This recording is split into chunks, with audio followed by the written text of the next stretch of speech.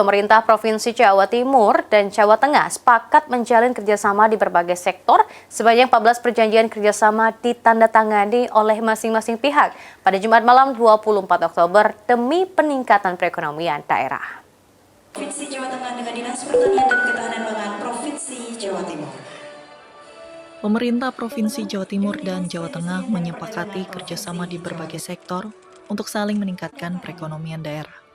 Kesepakatan tertuang melalui penandatanganan sebanyak 14 perjanjian kerjasama oleh sejumlah kepala organisasi perangkat daerah, pimpinan badan usaha milik daerah, ketua Kamar Dagang dan Industri, serta ketua Himpunan Pengusaha Muda Indonesia dari masing-masing provinsi tersebut di Gedung Negara Gerahadi Surabaya Jumat malam 24 Oktober. Baik Gubernur Jawa Tengah, Ahmad Lutfi, dan juga Gubernur Jawa Timur, Khofifah Indar Parawansa, keduanya optimistis bahwa kerjasama ini akan menumbuhkan ekonomi baru yang dapat semakin menyejahterakan masyarakat.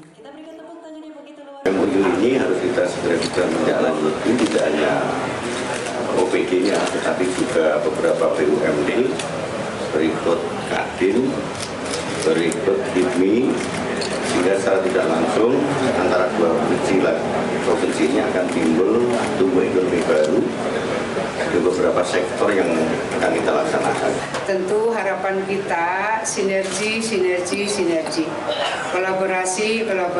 kolaborasi. Banyak sektor-sektor yang potensinya besar di Jawa Tengah dan kita membutuhkan. Sebaliknya ada sektor yang Jawa Tengah masih membutuhkan dari Jawa Timur. Saya rasa ini adalah bentuk sinergi dan kolaborasi.